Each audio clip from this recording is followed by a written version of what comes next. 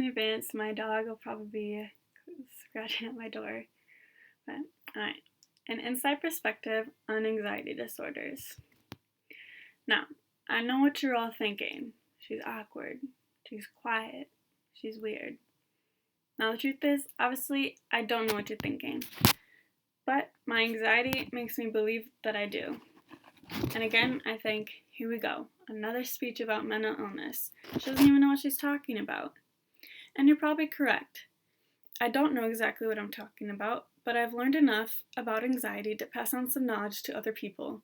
Knowledge that I hope will help others who are just like me realize that they aren't alone. As according to the Anxiety and Depression Association of America, anxiety disorders are one of the most common mental health problems on college campuses. And as you can see from this statistic, the percentage of college students experiencing anxiety has only increased over time between the time of 2008 to 2017. And as you can see in this statistic from Bill of Medicine, nearly 18% of the population in the US suffer from anxiety disorders in any given year. That's almost 40 million Americans ages 18 and over. And the thing is, only 36% of people seek treatment in a given year. Now, something I know you're most likely wondering about is what exactly is anxiety? And at what point does it become a disorder or mental illness? Many people see anxiety as nerves that you just need to get over as a point of weakness. People don't think it's important because they don't know what it is, so they think they shouldn't worry about it. I know that because that was me. But before we get into that, let's discuss the difference between normal anxiety and versus a disorder. Experiencing occasional anxiety is something that everyone experiences, and it's a normal part of life. It's when you feel nervousness or maybe hesitation before a big event, a decision, or a test, or even when you're in an uneasy or new situation. Anxiety becomes a disorder when anxiety becomes persistent and a distressing characteristic in your everyday life, and that can seem uncontrollable and overwhelming. The basis is surrounded by false assumptions and belief, and when those feelings arise in situations which don't pose a real threat. It causes people to feel anxious and nervous almost constantly. They may be restless, have difficulty concentrating, be irritable, and have difficulty sleeping. An anxiety disorder is also not something that just shows up out of nowhere. You might not be aware of it for a while, but usually anxiety disorders can develop from genetics, your brain chemistry, personality, or even a life event. Personally, I feel all those things every single day. I didn't realize I had a problem until last year.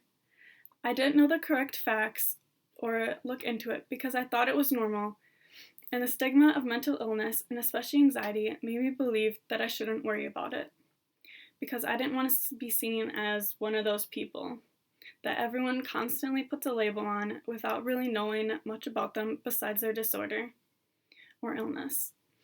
During the fall semester of 2018, which was my first semester of college, I still attributed my anxiety to being normal.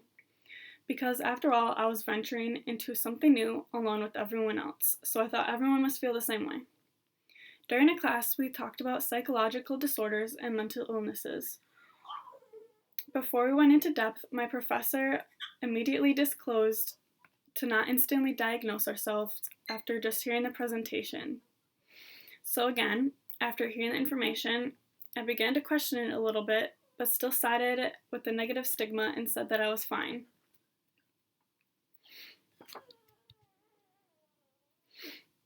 After a couple days, I still hadn't let go of the thought, and I decided to talk to my professor about it, and she recommended that I make an appointment at the Counseling and Health Center, which I did. At this point, it was near the end of the semester, so I met with a temporary one and got some insight, but not enough to make me think I have a real problem. Fast forward through the spring semester, and I never made another appointment or gave it another thought. And fast forward again through the summer, still not giving it another thought. It wasn't until I came into fall semester this year and had an incredible roommate who pushed me to go back to the counseling and health center because, suffering from anxiety herself, she knew that what I was experiencing wasn't normal or just an occasional thing. Again, it took me another month before I finally pushed myself to go and realized that I had a problem and that I needed help, and this wasn't something that I could fix on my own. I talked with a counselor who told me that what I was experiencing was in fact an anxiety disorder. I took a big step and joined a small support course which helped me learn some strategies on managing my anxiety. I talked to my neurologist about starting a medication and finally became okay with saying I have an anxiety disorder. I just thinking about how much I've grown with my anxiety just within the past 7 months makes me wish that a part of me would have pushed myself a year and a half ago instead of letting myself continue to suffer in silence. After learning more about anxiety and how I can challenge and cope with it instead of letting it control me, it became a huge stepping stone for me. I started to view my anxiety as another person in my head telling me things instead of the negative part of my brain that I had to listen to. Think of it like the devil on your shoulder. So, what are some ways that you can cope with and challenge anxiety?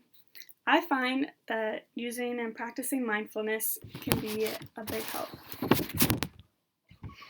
First, we have to recognize why a situation is causing us to feel uneasy and anxious. We have to recognize that that we have negative thoughts and feelings and acknowledge that they are there and that we don't want them. We also have to be aware of what things we're able to control and what we can't. Then we have to twist those thoughts by pointing them out. An example of this is saying something like, I'm having the thought that I'm awkward, or saying I'm feeling nervous because there's a lot of people around me and they're looking at me. For me, practicing mindfulness can be as simple as just focusing on something positive. As the graphic shows, just switching your attention, just doing something you enjoy and makes you happy can be really helpful, and it can just be something simple as just like looking at the sky or to like taking your dog for a walk. To conclude, while I'm not an expert on anything having to do with anxiety, I am someone experiencing it and learning how to cope with it and live with it in my everyday life. For the people out there who are struggling, it's okay to have these feelings and you are not alone. Challenging anxiety can be a scary and nerve-wracking thing to do, but if we want something to change, we have to push ourselves a little bit out of our comfort zone into unfamiliar territory, and I know that's a lot easier said than done. But if we let the things that cause us discomfort and stress control how we go about our daily lives, you're only going to dig yourself a bigger hole, and I'm talking from experience.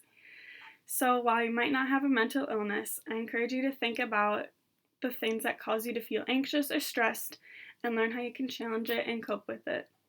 If we want to make change, we have to start by being kinder to ourselves. Thank you.